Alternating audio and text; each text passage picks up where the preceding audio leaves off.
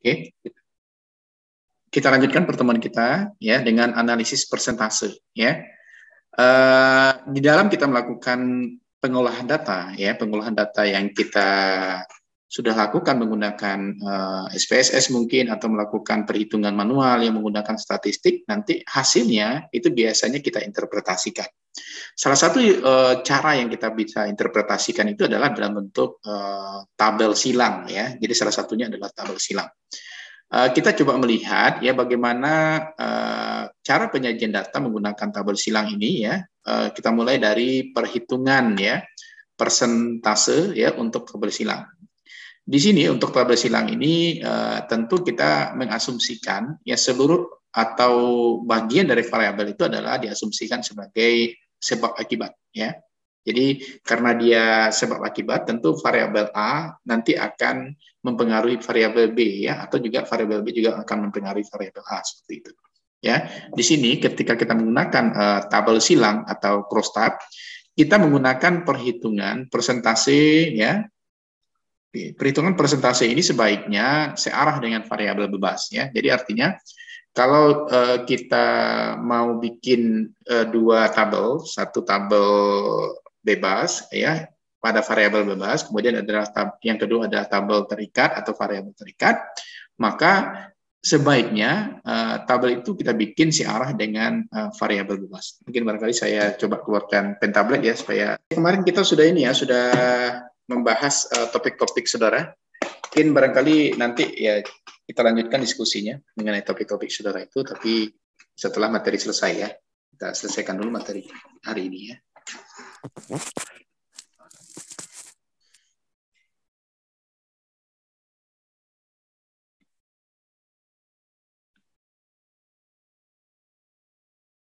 Ya, di sini. Di sini dikatakan bahwasanya searah dengan variabel bebas ya, searah dengan variabel bebas. Kita misalkan di sini variabel bebasnya pengetahuan misalnya ya, pengetahuan ya. Kemudian variabel terikatnya adalah sikap misalnya ya, maka sikap. Maka di sini kalau kita mau bikin suatu hubungan variabel, misalnya di sini ada pengetahuan, di sini pengetahuannya ada tinggi ya. Kemudian ada rendah ya, dua saja biar jangan panjang. Kemudian di sininya ada sikap ya, sikap positif ya. Kemudian ada sikap negatif ya. Nah, yang dikatakan dengan tabel silang itu atau crosstab itu seperti ini ya, seperti ini. Jadi di sini ada pengetahuan dengan atribut tinggi dan ada pengetahuan dengan atribut rendah. Kemudian di sini ada variabel independennya, variabel dependennya ya, sikap. Sikap itu positif dan negatif. Maka dikatakan di sini perhitungan persentasenya sebaiknya dengan variabel searah dengan variabel bebas. Jadi ini variabel bebasnya pengetahuan, ini variabel terikatnya sikap. Berarti persentase itu kita bikin searah di sini. Berarti persentase di sini, persentase di sini. Kalau positif mau dibikin persentase juga bisa ya. Jadi persentasenya di sini dan di sini. Artinya dia searah dengan variabel bebas ya. Karena variabel bebasnya di sini adalah pengetahuan ya. Maka pengetahuan yang di sini yang disearahkan. Nah, itu maksudnya di sini ya. Jadi yang dimaksud searah dengan variabel bebas itu adalah searah dengan variabel penelitian kita yang merupakan variabel independen ya atau variabel bebas ya. Di sini adalah pengetahuan kebetulan. Ya, nanti kalau seandainya variabel lainnya variabel yang diteliti lainnya sesuaikan dengan variabel itu. Nah, itu ya maksud ini ya. Kemudian bila menginterpretasikan ada atau tidak adanya hubungan ya ini antara variabel bebas dengan variabel terikat atau tergantung itu adalah dengan membandingkan angka-angka persen dalam sel. Jadi di masing-masing angka di sini itu dinamakan adalah angka di dalam sel. Nanti contohnya di belakang ada ya. Nah, oke. Jadi kita membandingkan angka-angka persen dalam sel yang bersangkutan searah dengan variabel tergantung. Jadi dia searah dengan variabel sikap ini ya. Jadi variabel hubungan masing-masingnya itu searah dengan variabel terikat ini. Berarti presentasinya nanti di bawah ini. Ya, misalnya Ini ada 20, berarti 20%, ya ini ada 80, berarti 80%, seperti itu. Ya. Kalau tadi dia searah dengan variabel bebasnya atau variabel independennya. Ya. Oke. Nah, ini contohnya kira-kira. Nah, ini contoh penyajian data kita dalam bentuk tabel silang. Ini dinamakan dengan crosstab ya, crosstab atau sama dengan tabel silang ya. Nah, ini dinamakan dengan variabel independen ya, ini independen. Kemudian yang ini dinamakan dengan variabel dependen ya, ini dependen. Ingat ya, independen itu artinya adalah variabel bebas ya. Ini adalah variabel bebas. Dan ini dependen ini adalah variabel terikat atau tergantung di sini sama saja ya. Jadi variabel terikat ya. Biar sama definisi kita. Dependen ini adalah variabel terikat dan ini adalah variabel bebas. Oke, sebentar. Ada yang WA. Sebentar ya. Halo. Waalaikumsalam. Nah, gitu ya. Jadi nanti kedua variabel ini nanti yang akan kita interpretasikan ya sesuai dengan yang kita sampaikan tadi di slide ini ya. Jadi dia adalah hukum sebab akibat ya. Jadi satu variabel mempengaruhi atau berhubungan dengan variabel lain ya. Seperti itu. Kita lihat di sini. Ini variabel terikatnya, ini adalah variabel bebasnya ya. Di mana di sini penyakit kanker paru menjadi variabel bebas, di mana variabel bebasnya di sini penyakit paru itu ada atribut ya, ini atribut namanya. Jadi nanti tolong diingat ya, ini adalah atribut ya.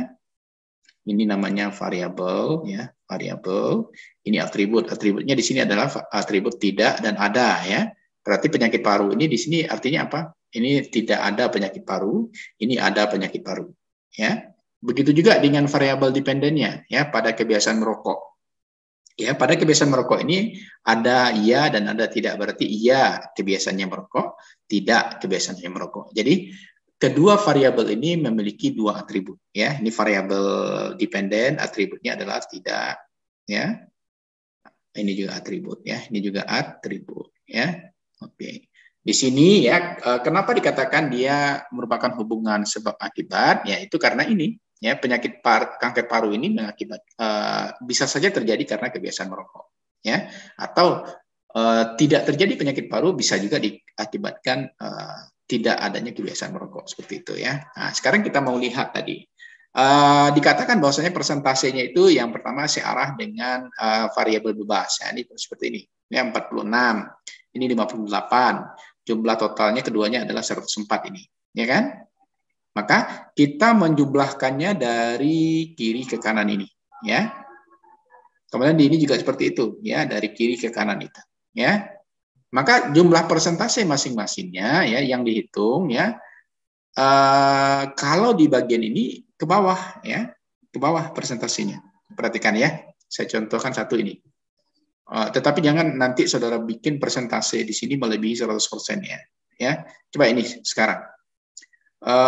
Hitungan persentase itu sesuai dengan kolom ya, tetapi hitungan angkanya itu sesuai dengan bagian di sini. 46 tambah 58 104 ya kan. Persentasenya itu kita ambil yang di bawah ya, 46 tambah 30 76 ya. Persentasenya di sini 60, di sini 40 ya. Bukan persentase ini dengan ini ya, tetapi yang kita presentasikan di sini adalah 46 tambah dengan 30 ya. Berarti 46 per 76. Coba ada ini enggak? Biar kita buktikan ini. Pegang kalkulator nggak di sana? Atau ada yang bisa dipencet kalkulatornya? Anissa? Anissa, mau kita buktikan ini? Dia yang ke kiri yang mana, kemudian yang ke bawah yang mana? Anissa, ada kalkulator? Atau HP-nya bisa di ini nggak? Buka kalkulatornya nggak? Bisa, Anissa? Pak. Coba Anissa. Bisa. Coba. Sekarang kita ingin buktikan ini. 46 tambah 58, benarkah 104? Nisa? Tunggu, Pak. Coba 46 tambah 58, berapa nilainya? 46 tambah 58, Pak. Ya? 104, Pak. Ya, benar ya, berarti ini benar ya. Kemudian ini lagi, 30 tambah 66, 96 benar ya, ini benar ya. Ini kan gampang ini, 96. Tetapi kita membuat persentasenya bukan ini dengan ini ya. Coba kita presentasikan itu ke bawah nanti. Ya, coba sekarang. 46 tambah 30, 76, benar ya? Benar kan? Sekarang kita coba presentasikan. 46 ya. Jadi kalau kita mau bikin rumusnya ini presentasi sama dengan 46 dibagi dengan 76 kali 100. Coba berapa itu? Coba Anissa, 46 kali 100, 4.600 bagi 76. Coba berapa itu? 4.600 bagi 76. 60,52 sekian, Pak. Oke, sama ya, 60% dibikinnya di sini kan. Sekarang coba 30 ya persentase di sini, 30 per 76 kali 100. Coba 30 per 76 kali 100. Berarti 3,7, Pak. Nah, berarti dia bulatkan berapa? 39 ya? Iya, Pak. 39. Ya, bulatkan jadi 40. Seperti itu ya. Jadi coba perhatikan, penjumlahannya ke sisi sama dengan variabel bebas, tetapi penjumlahannya ke bawah ini, ya, kolom seperti ini. Ini juga seperti ini ya. Oke. Paham ya? Jadi nanti penjumlahannya nanti kita tidak boleh ke samping juga ya, tetapi harus ke bawah ya, seperti itu. Ini juga ini tambahkan ini 104, maka ini 58 per 104 kali 100 berarti 46,8. Ini juga seperti itu ya, 66 per 104 kali 100 53,2. Berarti penjumlahannya itu ke bawah ya, sesuai dengan variabel dependennya ya, variabel terikatnya. Tetapi penjumlahan presentasi ya, maksudnya penjumlahan angkanya itu adalah sama dengan variabel bebasnya ya, seperti itu. Sekarang hasil yang kita bisa lihat dari nilai ini kira-kira, coba ada yang bisa ini nggak, bisa membaca nggak apa kira-kira hubungan antara dua variabel ini? Oke, kalau tidak mungkin saya lanjutkan aja ya. Jadi dari variabel yang kita sudah lihat tadi itu dapat didefinisikan bahwasanya merokok sebagai variabel bebas ya, seperti yang saya sudah sampaikan tadi ya, dan kanker paru sebagai variabel tergantung. Oh, dia di baliknya ya, variabel kanker paru sebagai variabel terikat atau tergantung ya. Sesuai ketentuan maka perhitungan persentase searah dengan variabel bebas ya. Jadi searah dengan variabel bebas ya yang ke bawah tadi, yaitu merokok ya. Yang merokok kan ada di variabel satunya ya. Karena variabel bebas pada kolom maka penjumlahan 100% ke arah kolom ya. Jadi penjumlahan 100% itu ke arah kolom ya, yang kita sampaikan tadi. Nah, apa interpretasi dari tabel yang ada ya pada crosstab ya atau tabel silang itu? Di sini interpretasinya kita membandingkan angka-angka persen searah dengan variabel terikat ya atau tergantung. Itu terlihat tidak terkena kanker dan tidak merokok itu 60% ya. Lebih banyak daripada mereka yang merokok. Jadi yang tidak terkena kanker dan tidak merokok itu 60% ya pada data tadi ya. Sedangkan yang terkena kanker paru dan tidak merokok itu 40%. Lebih sedikit daripada yang merokok 53,2%. Artinya di sini pada data yang didapatkan pada penelitian ini ternyata orang yang tidak terkena kanker paru itu pada umumnya tidak merokok ya. Artinya kalau seperti ini apa? Ya, sesuai dengan teori ya. Karena salah satu efek ya daripada merokok itu adalah bisa mengakibatkan kanker paru kan. Ya, sesuai juga dengan apa yang ada di kotak rokoknya itu ya. Nah, jadi ternyata penelitian orang ini sesuai dengan teori ya. Kemudian ya di sini tetapi apa yang mau kita kaji ya, ini yang harus kita kaji. Sementara bila dilihat ya adanya penyakit paru, kanker paru, terlihat yang terkena kanker paru lebih banyak pada mereka yang merokok. Nah, ini 53,2% ya. Ya, walaupun lebih kecil sedikit ya, hanya 0,8% saja dibandingkan mereka yang tidak merokok ya, 40%-nya. Berarti artinya apa? Orang yang terkena kanker paru di sini pada umumnya adalah orang yang merokok. Orang yang tidak terkena kanker paru pada umumnya adalah orang yang tidak merokok. Gitu ya. Jadi analisis apa yang kita bisa simpulkan di sini? Dari analisis dapat disimpulkan kebanyakan yang tidak terkena kanker paru adalah mereka yang tidak merokok. Ya. Kenapa kita ambil ini? Karena persentasenya lebih tinggi dibandingkan persentase ini. Ya. Maka kita ambil analisa akhirnya adalah Orang yang tidak terkena kanker paru adalah mereka yang tidak merokok. Seperti itu. Nah, bagaimana analisis statistik kita ketika kita mendapatkan data seperti ini? Karena ini adalah penelitian analitik ya, atau penelitian korelasional deskriptif, maka bisa saja nanti kita sampaikan bahwasanya sesuai dengan hipotesis ya, ada hubungan antara merokok dengan terjadinya kanker paru, atau bahwa merokok akan membuat orang cenderung menderita penyakit kanker paru, atau bisa juga merokok mempunyai pengaruh terhadap terjadinya penyakit kanker paru. Gitu ya. Nah, jadi sesuaikan nanti dengan jenis penelitian yang kita lakukan ya. Kalau yang di bawah ini berarti jenis penelitiannya adalah eksperimental ya. Kalau Kalau ini adalah penelitian yang bersifat korelasional ya, atau penelitian yang bersifat analitik ya. Begitu. Paham sampai di sana? Ya. Nah, jadi berarti konsepnya di sini, ketika kita sudah mendapatkan data, maka sesungguhnya kita bisa mengklasifikasikan ya, interpretasi data kita ke arah mana ya. Kita sesuaikan nanti dengan kumpulan-kumpulan data yang sudah kita dapatkan ya, dan setelah kita olah, sehingga nanti hasilnya itu ya akan sesuai dengan kajian-kajian teori kita atau tidak. Itu tergantung nanti seperti apa data yang tersebar ya. Biasanya data crosstab seperti ini ya, data crosstab seperti ini akan membuat ya hasil akhir itu jelas ya, hasil akhir itu jelas ya, karena memang dia sudah terkelompok kepada dua kelompok yang kita sudah bikinkan ya, gitu. Sebentar ya, ini ada Pak Ab. Pak Ab, ada keperluan?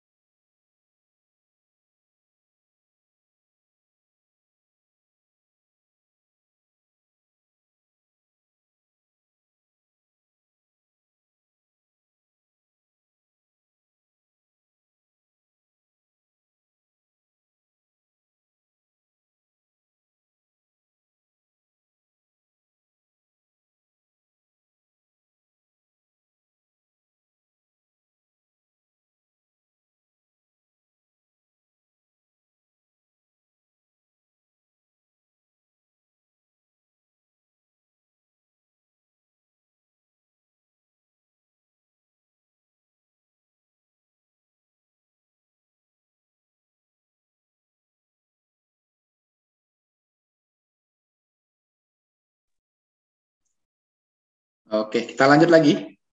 Bisa didengar suara saya? Bisa, Pak. Oke, maaf ya, tadi ada Pak Apri ya. Ada keperluan sebentar.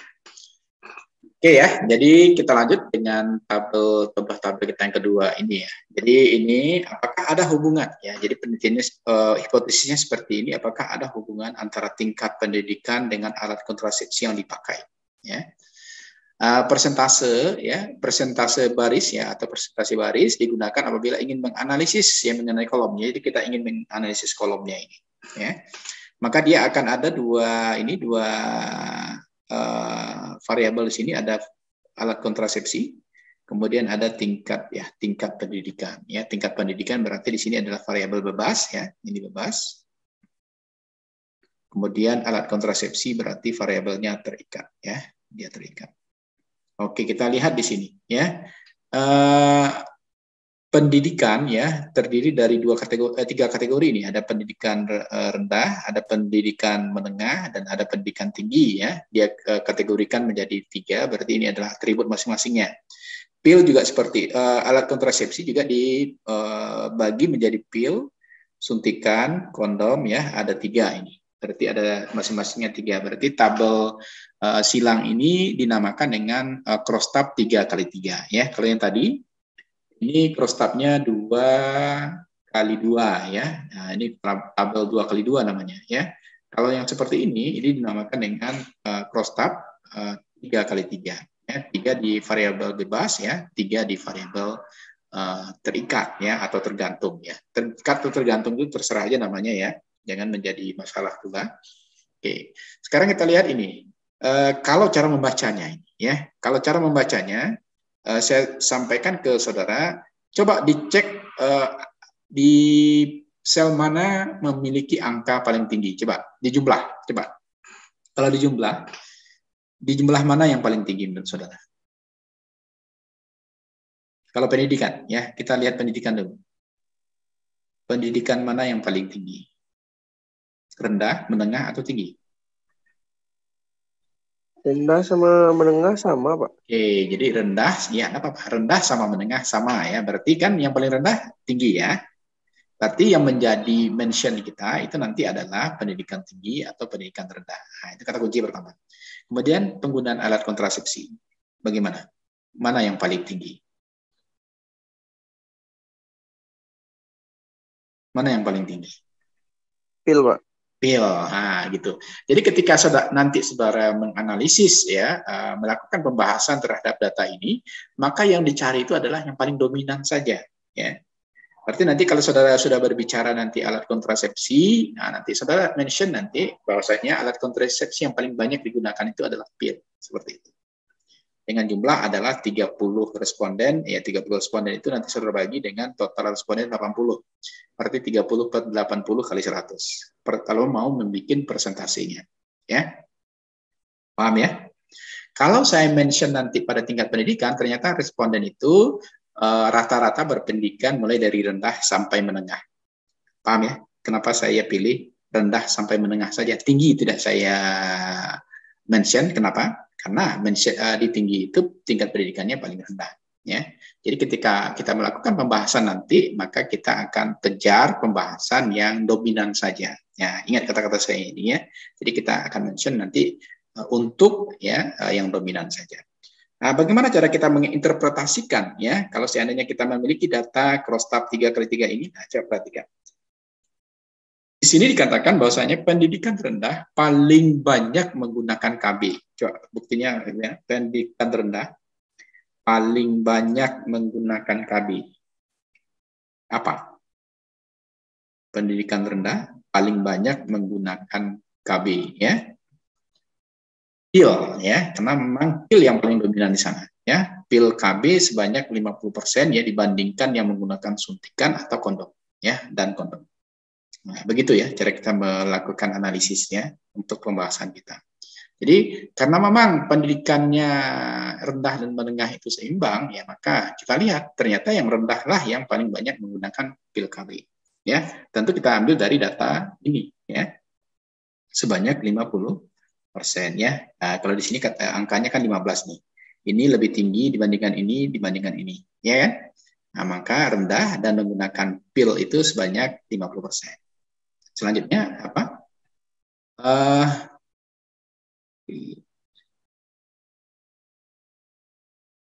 Oke. Artinya di sini ada apa? Persentase menurut kolom ya, menurut kolom yang digunakan di sini ya. Persentase menurut kolom digunakan untuk menganalisis variabel baris ya, row apa ya? Jadi di dalam crosstab itu ada dua sebenarnya ya, kata kuncinya ada baris ya. Jadi seperti yang saya bikin tadi, ini aja lah ya. Ini dinamakan baris ya. Di sini ini baris ya. Ini baris sampai sini ya. Kalian ke sini itu kolom ya. Nah, jadi kalau kita lihat ya, kalau tabel ini adalah tabel 2x2, maka antara baris dengan kolomnya itu kebetulan sama karena 2x2. Nanti sewaktu-waktu bisa saja nanti dia menjadi tabel 3x2 ya, 3x3 ya, 3x4. Itu tergantung nanti atribut-atribut apa saja yang kita gunakan di dalam penelitian kita ya. Oke. Kita belum lihat ini ya, kita masih di sini ya. Ya, di sini pendidikan rendah itu paling banyak menggunakan KB ya, pil KB ya, 50% dibandingkan yang menggunakan suntikan dan kondom ya. Sedangkan yang pendidikan menengah kebanyakan memilih suntikan ya. Coba lihat. Menengah lebih banyak menggunakan suntikan. Nah, ya kan? Coba perhatikan pendidikan menengah ini ada 10, ada 13, ada 7 ya, dominan dia menggunakan suntikan. Kalau yang tinggi dia dominan menggunakan apa? Coba jawab. Kalau pendidikan tinggi dia menggunakan mana yang paling dominan? Kondom, Pak. Kondom ya. Kalau dia rendah dominan pil tadi ya. Nah, seperti itu. Oke ya. Jadi kalau kita mau menganalisis ya tabel, itu sebenarnya kita sudah bisa saja membaca apa maksud dari tabel ini.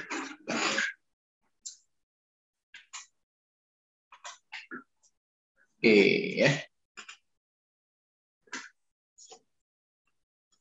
Oke, yang ke ini sudah ya. Sedangkan yang berpendidikan tinggi persentase yang banyak menggunakan kondom dibanding dia. Sudah kita lihat tadi ya. Dari analisis persentase dapat disimpulkan bahwa pendidikan mempengaruhi pilihan mereka dalam pemakaian kontrasepsi ya. Kalau kita mau justifikasi lagi, orang yang memiliki pendidikan tinggi itu lebih banyak menggunakan kondom ya. Sementara yang rendah masih banyak menggunakan pil KB ya. Jadi kalau kita bikin dua justifikasi dari analisis kita, maka kita bisa katakan bahwasanya orang yang berpendidikan tinggi lebih memilih kondom, sementara yang berpendidikan rendah lebih memilih pil KB ya, dari data tadi. Ya. Nanti apakah itu sesuai dengan keadaan atau kenyataan di lapangannya? Kalau dia sesuai dengan teori, berarti apa yang kita dapatkan di lapangan membuktikan teori. Ya. Tetapi kalau seandainya apa yang kita dapatkan di lapangan berbeda dengan teori, berarti dia membantah teori. Ya. Itu tergantung nanti bagaimana penelitian yang kita dapatkan. Oke. Kita lanjutkan ya. Tadi kita sebenarnya sudah lihat juga sedikit ya. Jadi tabel tadi kita besarkan. Sekarang ya, kita ingin melihat bagaimana persentase nilai masing-masing ini ya. Jadi persentase nilai masing-masing ini. Coba kalau kita perhatikan ini, jumlah ini tambah ini 100 ya. Jadi seperti yang saya sampaikan tadi, dia ke bawah ya, kolomnya ke bawah. Ini tambah ini harusnya 100, ini tambah ini harusnya 100. Sekarang yang ingin kita lihat, coba perhatikan ini. Ini 15 tambah 10 tambah 5, 30 ya. Tetapi persentase di sini adalah persentase ke bawah juga ya. Berarti hasil ini ya, hasil persentase masing-masing ini ya, ini adalah 15 per 30 kali 100 ya. Jadi di sini adalah 15 per 30 kali 100 ya. Kalau di sini berarti 10 per 30 kali 100 ya. Kalau di sini 5 per 20 kali 100. Artinya apa ini? Saya ingin sampaikan ke saudara, ketika kita menggunakan crosstab ini, kita memilih kalau menggunakan SPSS itu adalah bagian kolom. Ya. Jadi dia ada pilihan itu, ada ada row, ya, ada kolom. Ya. Jadi ketika kita mengeksekusi menggunakan SPSS untuk data crosstab ini, maka kita pilih kolom. Ya. Sehingga nanti dia menjumlahkan itu ke bawah. Ya. Kalau ini berarti, coba, berapa Radis? 9 per berapa Radis? 9 per 30 Oke, kali ya, 100. ya, itu paham. Tuh. Kalau ini Anissa berapa Anissa?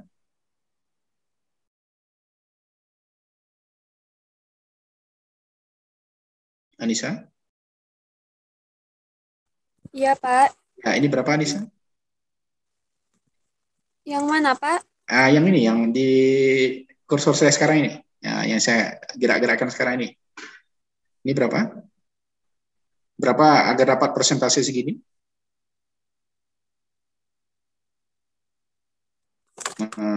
Maka coba saya terangkan lagi ya. Jadi kita mengadop ya bagian kolom ini ya. Bagian kolom berarti jumlah di masing-masing sel ini dibagi dengan jumlah totalnya dikali 100 ya. Berarti di sini adalah 13/30 kali 100 ya. Kalau di sini berapa nih Anissa? Coba. 3 per Per 30, Pak. loh, kok 30? 15. 15. 20. Ayo. Jadi jumlah sel ini jumlah sel namanya ya. Ini jumlah totalnya di sini ya. Berarti 3/20 20, Pak. kali 10. 100. Oke, di sini berapa Radis? Di situ 30/80 kali 100, Pak. Oke, ya, gitu ya. Jadi kalau saudara cek dengan kalkulator pasti hasilnya ini ya. Kalau ini berapa? Anissa lagi, Anissa, Anissa. Anissa, coba. Belum paham ya, Pak. Makanya saya udah panjang-panjang menerangkan ini tadi kan. Ada yang row, ada yang kolom, saya bilang ya. Coba Putri Naila, Putri. Putri. Putri. Ini berapa, Put? Iya, Pak. Ini berapa, Put? Sama dengan berapa ini? Berapa, Put? 25 Sengaja. per... Kenapa? Ntar ya, ini ada. Di sini Pak yang nanyain surat tadi Pak. 25/80 kali 100, Sengaja. Pak. Sebentar ya, saya off lagi nih, ada yang butuh bantuan kayaknya. Bentar ya.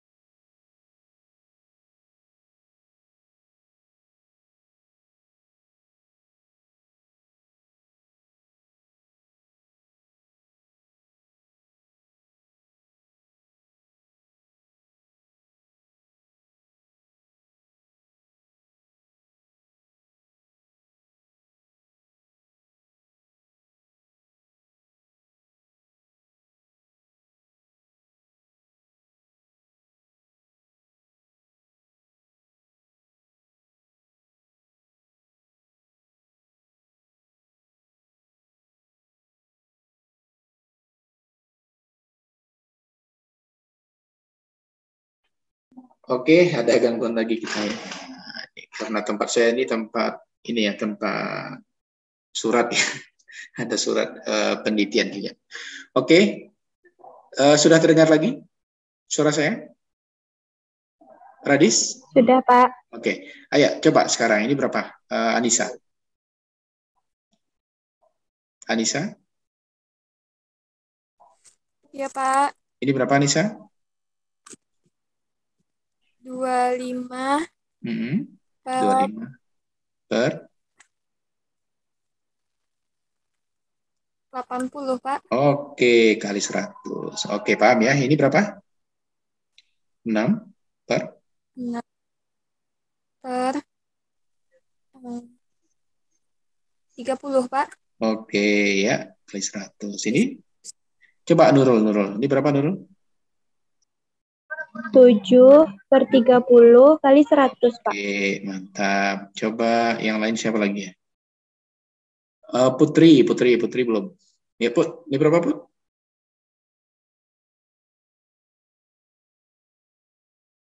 Putri.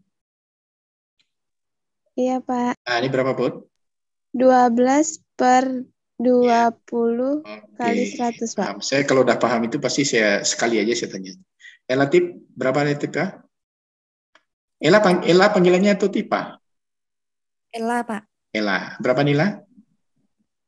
25 per 80 kali 100, Pak. Oke, mantap. Nah, gitu ya nanti ya kalau membuat persentasenya. Lengkapnya 100% ya, biar nanti dapat persentasenya ini seperti ini. Ya. Nah, ini kalau saudara nggak percaya ini ya, nah, ini coba perhatikan. 80. Ini berapa Radis? Radis? Radis mana dia? Ya Pak, ya Pak. Ini berapa Radis? Ini. 80 per 80, Pak. Kan kali 100%. Itu sama dengan 100. Dapat di sini adalah 100%. Karena 80 per 80 kan 1 ya. 1 kali 100% itu dia 100%. Gitu ya. Nah, gitu nanti untuk mencari persentasenya ya. Karena di dalam crosstab itu, di dalam tabel silang itu kita akan menemukan 2 nanti ya. Yang pertama kita menemukan nilai sel. Nilai sel itu didapatkan dari distribusi frekuensi masing-masing sel yang terhubung dengan variabel lain. Ya. Yang kedua adalah nilai persentasenya. Ya. Oke, paham sampai di sini? Paham ya? Paham, Pak. Oke. Paham, Pak. Oke, jadi apa fungsi masing-masing yang sudah kita lihat tadi ya?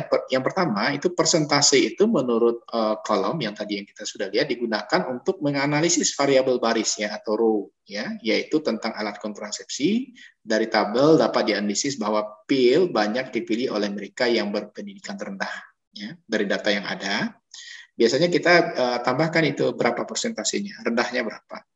Kemudian suntikan banyak dipilih oleh mereka yang berpendidikan menengah, ya suntikan, dan kondom banyak dipilih mereka oleh yang berpendidikan tinggi. Jadi bisa sudah tercluster dia, ya sudah terklasifikasi ya sesuai dengan data yang kita dapatkan di lapangan. Artinya ketika kita menganalisis datanya, kita sudah menganalisis by data. Jadi kalau ada sering orang menyampaikan ketika debat ya, saya ini menyampaikan by data seperti itu ya, karena kita sudah menganalisis datanya itu dan kita masukkan ke dalam crosstab ya, sehingga kita bisa menganalisis lebih dalam, tidak hanya menyampaikan distribusi frekuensi saja, tetapi kita bisa menyampaikan sampai ke bagaimana hubungan antar masing-masing variabel di dalam bentuk persentase seperti itu. Ya, maka kesimpulan dari data kita ini adalah bahwa pemilihan alat kontrasepsi berhubungan dengan tingkat pendidikan. Ya, nah ini muncul ya kesimpulan kita. Ya, kenapa kesimpulan ini muncul? Karena memang dia sudah terpisah menjadi 3 bagian. Yang berpendidikan tinggi pakai kondom, yang berpendidikan menengah dia pakai suntik, yang berpendidikan rendah dia pakai pil. Seperti itu. Oke ya, paham ya? Selanjutnya, ya di dalam crosstab atau tabel silang ini kita juga bisa melakukan analisis risiko relatif ya atau relative risk namanya. Ya, relative risk ini pada tabel silang dapat juga kita meramalkan ya. Jadi relative risk ini sebenarnya kita melakukan prediksi, yaitu berapa kali lipat terjadinya sesuatu antara kelompok yang memiliki karakteristik tertentu dibanding dengan kelompok yang tidak memiliki karakteristik tertentu. Ya. Jadi di dalam tabel silang kita juga bisa atau mampu memprediksi. Nanti keluar di dalam SPSS ya, nanti mungkin setelah Lebaran saudara di kampus nanti kita akan belajar ini. Kita mengenal istilah odds rate ya, atau odds ratio namanya. Ya, odds ratio itu adalah berfungsi untuk relative risk atau memprediksi bagaimana kejadian yang sama terjadi di masa yang akan datang. Seperti itu. Ya. Oke, bagaimana sistem statistiknya di dalam penelitian kita melihat ya bahwasanya ini ya, ini contoh untuk tabel silang 2x2 ya, 2x2-nya risiko tertentunya ada atau tidak ada risiko, kemudian karakteristik tertentunya ada atau tidak ada karakteristik tertentu. Dia terdiri dari dua kolom ya, dua di baris, dua di kolom. Berarti dia memiliki, ini dinamakan dengan tabel silang 2x2 ya, atau crosstab 2x2 sama ya. Bagaimana cara kita melakukan predictive risk ya, atau apa namanya ya. Bagaimana cara kita melakukan analisis risiko relatif? Ya, caranya adalah kita menggunakan rumus RR namanya ya, risiko relatif ya, atau ini di masing-masingnya ini rumus utamanya. A dibagi dengan A tambah C. Ini masing-masing sel ini punya nama ya. Ini A, ini B, C, ini D. Kalau ini berarti A tambah B. Kalau ini berarti C tambah D. Kalau ini adalah A tambah C dan ini adalah B tambah D, maka semuanya ini adalah A tambah B tambah C tambah D. Seperti itu ya. Kita tinggal menjumlahkan masing-masingnya. Maka risiko relatif itu punya rumus A per A tambah C dibagi dengan B per B tambah D. Ya. Oke, kita coba ya pada tabel ini seperti ini. Ya. Ini tabel 2x2. Coba catat dulu mungkin barangkali rumus ini. Ya, coba catat rumus ini. Nanti kita tidak saya bertanya saja apa rumusnya ini. Coba catat rumus ini sebentar sebelum kita aplikasikan ke contoh soal di belakangnya.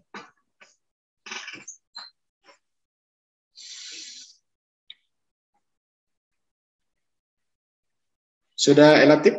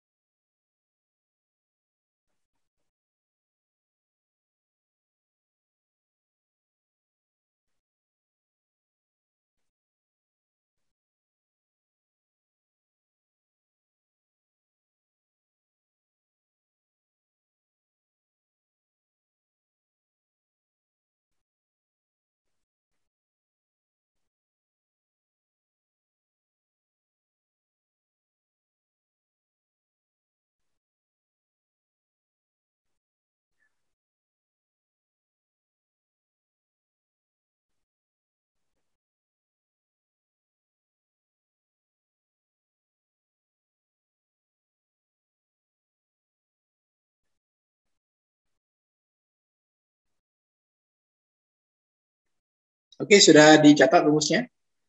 Sudah? Radis? Sudah, Pak. Oke, ya, coba kita aplikasikan ini ke slide sudah. Coba perhatikan.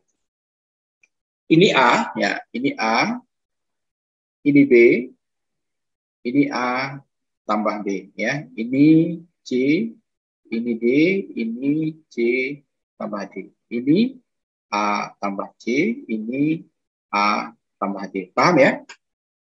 Paham Elatifa? Paham, Pak. Nah, ya. Elatifa paham? A tambah B tambah C tambah D. Ya, seperti yang tadi ya. Sekarang kita punya RR. Di sini berapa? RR apa rumusnya tadi, Radis? RR, sabar, Pak. A per Ayo A silakan. per A tambah C A tambah C, Pak. Dibagi dibagi B B Bagi B per B B tambah D, Pak. tambah D. B tambah D. Itu ya? Benar? Iya, Pak. Oke. Kita Benar, Pak. tinggal masuk. Berarti di sini adalah A-nya 60. Kemudian A tambah C-nya berapa? 70. Bagi itu bisa ya. Berarti apa lagi? B-nya itu berapa? 10. Kemudian 10 per B tambah D berapa? Berarti B tambah D. Sorry. B tambah D. berapa? 60 ya? 60, Pak. Oke, coba ini berapa ini? Ini Yang di sebenarnya atas berapa ini? 75 enggak, Pak? A-nya berapa? A 60 ini. A, bukan, Pak. Yang A tambah ini. C-nya A 75 ditambah- enggak, Pak? Oh, A tambah C 75, betul ya. A tambah C 75. Ya, benar. Ya, coba bagi ya, Pak. Berarti ini sama aja dengan 60 per 75 dikali dengan 60 per 10 nggak? Pernah nggak belajar ini di SMA? Iya, Pak. Kali Ya, silang, ya. Pak. Ya. Ini berapa jadinya? Coba dicari. Berapa itu? 6 kali 6, 36. 750. Berapa nilainya ini?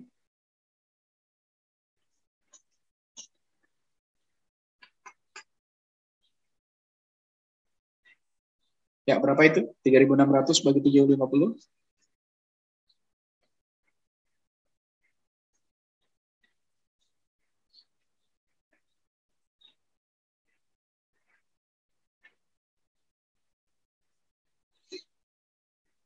Ya, berapa tuh, Radis? Berapa? 4,8, Pak. Berarti RR-nya adalah 4. Benar ya? Nggak salah-salah ya. Kalau salah-salah nanti salah kita. Ini artinya kalau kita melihat prediksi, maka dia akan terjadi 4,8 kali di masa yang akan datang. Ya. Berarti kejadian distribusi penderita campak ini, ya, berdasarkan pemberian vaksin campak, ini akan terjadi 4,8 kali di masa yang akan datang. Ya. Nah, itu dinamakan prediksi, ya. Itu dinamakan dengan prediksi RR. Oke, sekarang kita coba lihat, ya. Kita coba lihat bagaimana menganalisis lebih lengkap, ya, terhadap tabel ini. Ya, maka saya tuliskan di sini.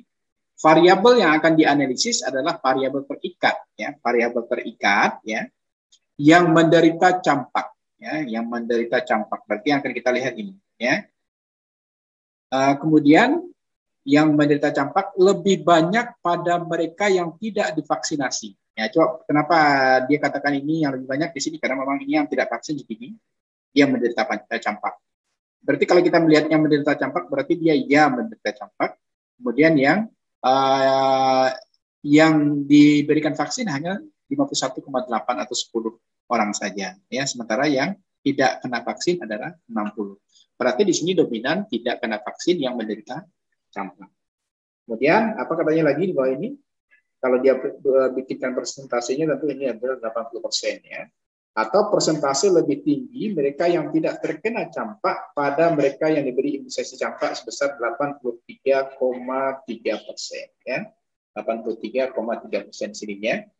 Berarti yang kalau ini kan 80%. Kalau ini 83,3% berarti yang tidak kena campak dan mendapatkan vaksin itu yang paling tingginya adalah 83,3%. Jadi nanti tinggal kita ini yang mengambil yang bagian mana yang akan kita explore ya, bagian mana yang akan kita angkat ya. Kalau seandainya kita ingin melihat nilai yang paling dominan, tentu yang paling dominan adalah 50 ini ya. 50 ini berarti 83,3%. Ya, artinya apa? Dari dari 135 responden, 83,3%-nya adalah orang yang menderita campak dan yang mendapatkan vaksin di sini ya pada data ini. Berarti sesuai teori dia ya. Artinya orang yang mendapatkan vaksin campak dia tidak menderita campak seperti itu. Jumlahnya cukup signifikan sebesar 83,3%. Paham ya? Paham? Paham, Pak. Oke. Selanjutnya, karena terbukti ya di sini ada hubungan ya, maka dapat dilakukan prediksi tadi. Jadi ingat ya, RR ya atau OR ya, OR itu hanya bisa dilakukan untuk variabel yang ada hubungan ya. Seperti yang kita lakukan tadi ya, RR ini, ya itu kita lakukan karena memang ada hubungan antara yang menderita campak dengan pemberian vaksin. Oke ya. Kemudian ya selanjutnya proporsi ini adalah jumlah penderita campak di antara mereka yang tidak imunisasi dan yang imunisasi dan yang tidak imunisasi adalah 60 berbanding 75 ya atau 80% ya, sedang proporsinya. Kemudian yang menderita campak di antara yang mendapatkan imunisasi adalah 10 berbanding 60. Itu tinggal saudara bandingkan aja selnya itu ya. Atau kalau dibandingkan berarti 10 per 60 kali 100% atau 60 per 10 kali 100% ya. Atau saudara jumlahkan dua ini 10 per 70 kali 100% atau 60 per 70 kali 100%. Dari kedua proporsi dapat dihitung RR-nya 60 per 70. Tadi kita dapat berapa? 4,8 Pak. 4,8 Pak. Yang menggunakan rumus ini. Tetapi bisa juga menggunakan RR menggunakan nilai masing-masing data yang ada pada sel ya, seperti ini. Tapi tentu yang akan lebih tepat adalah yang kita bikin menggunakan rumus ini ya, RR ini. Ya. Kalau ini kan 5,4 ini, sementara kita dapatkan tadi adalah 4,8 ya. Ada selisihnya 0,5 ya. 0,5. Iya, 0,5. Oke ya. Sampai di sini ya. Nah, inilah salah satu ya kelebihan kalau kita menggunakan crosstab ya atau tabel silang di dalam kita melakukan pembahasan atau analisa data menggunakan statistik yang tidak lagi univariat tapi sudah bivariat, bahkan nanti bisa ke multivariat seperti itu. Jadi jenis risetnya sudah tidak lagi deskriptif atau eksplorasi tapi sudah melakukan analisis ya terhadap masing-masing variabel. Oke, sampai di sini ya. Slide kita selesai. Nanti slide ini saya akan kirim ke grup ya. Ada pertanyaan barangkali? Sudah tergambar nggak kalau seandainya nanti saya melakukan penelitian analitik, ya saya akan berhadapan dengan crosstab ini ya. Crosstab ini ya, seperti itulah caranya. Nanti barangkali di statistik nanti saudara akan ketemu dengan salah satu pembelajarannya nanti chi-square ini ya. Ini kan kita hanya melihat saja di riset ya, nanti di statistik akan diajarkan oleh Pak Debbie kalau nggak salah ya. Tapi kalau nggak diajarkan pun nanti sama beliau saya akan ajarkan ya, karena ini penting untuk saudara ya. Bersamaan juga nanti dengan dengan kajian bagaimana melakukan uji eksperimental ya menggunakan T-test ya, uji ANOVA, kemudian juga uji Z ya, saya akan ajarkan nanti ya. Tapi tentu siapkan diri saudara semua untuk menerima pembahasan yang sedikit rumit ya menggunakan statistik ya, menggunakan angka-angka ya. Kembali lagi lah ke zaman berhitung saudara ya. Iya, tapi nanti akan saya ajarkan dengan enjoy ya, biar tidak terlalu mumet kepalanya ya. Apalagi nanti kita dibantu juga dengan SPSS. Jadi bisa menjadi lebih terang, lebih gampang. Ayo bertanya ya. Saya mungkin tidak tanyakan topik hari ini. Saya nanya, paham nggak dengan yang kita pelajari di siang hari ini? Kira-kira. Paham, Pak. Nurul, paham Nurul? Insya Allah, Pak. Oke, ya. Ya, harus paham nih ya, wajib malahan ya. Karena kalau tidak nanti pasti tersendat nanti ketika melakukan penelitian. Oke, jumlah kita bertambah ini. Lebih banyak.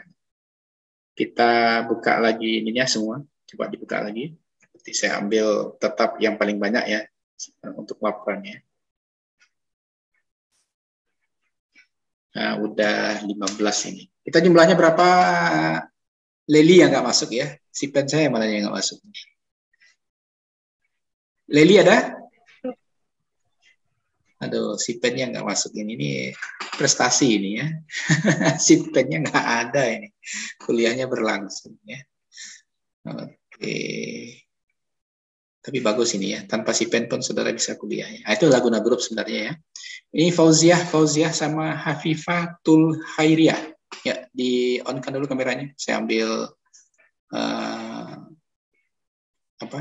kehadiran kita hari ini. Ayo Hafifatul Khairiyah.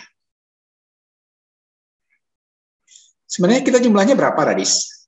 Kok nggak banyak ya? 22, Pak.